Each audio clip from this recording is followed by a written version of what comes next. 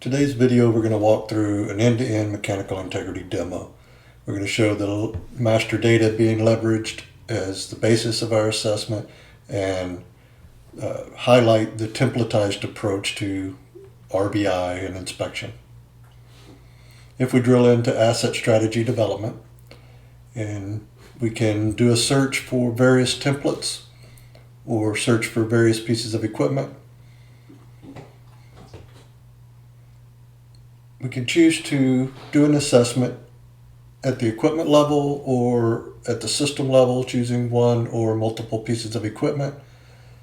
Simply define the assessment, search for your piece of equipment.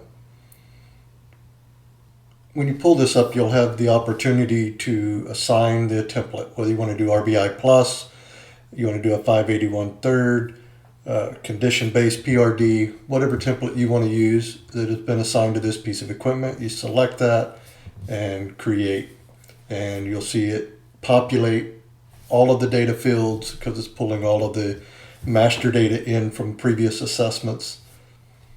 And then, of course, you have the opportunity to edit those.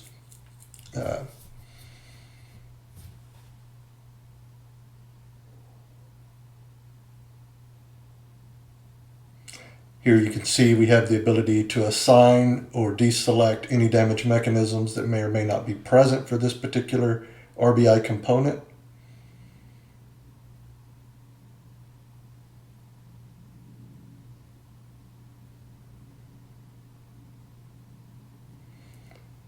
Then if we go up and hit calculate, we'll see an error message here because we've left values unpopulated. So if we scroll through the data set, we can see which fields highlighted here that are required data fields. So if we populate those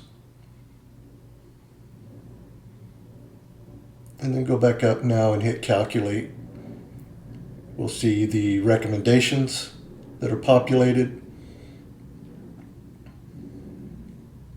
These can be modified so they're client specific, and we can see the plotting for each damage mechanism on the 5x5 matrix.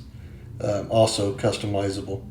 If we select this calculate with details, we have full transparency on all algorithms, so there's no black box. You can fully auditable.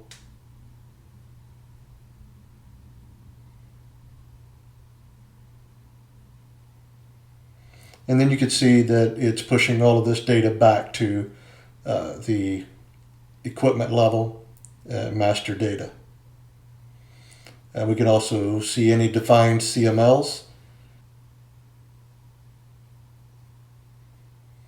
We can see a history overview.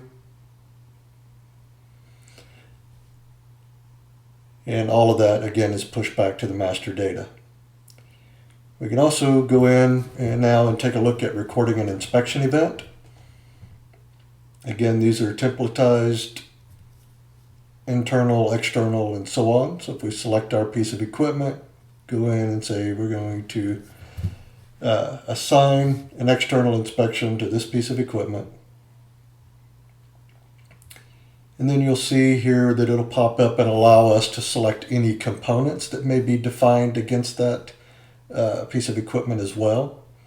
Relief devices, if it's a skid mounted unit and you have various elements or shell, channel, bundle, anything like that, you'll see the opportunity to assign those inspections as well.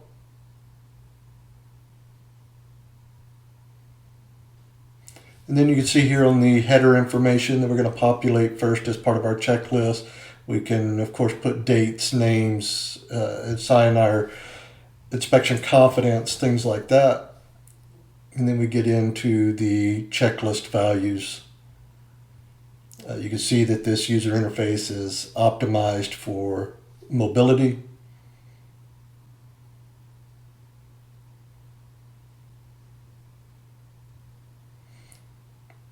We have the option to assign CMLs to this inspection event.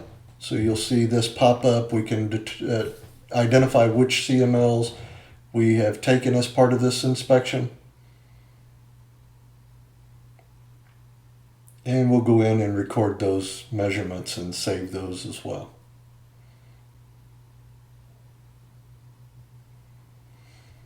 You can attach photos. And then finally, to close the loop, we can create or view any notifications, work orders, instructions. So you have that end-to-end complete process. So we could assign this inspection event to an existing notification or work order or create our own.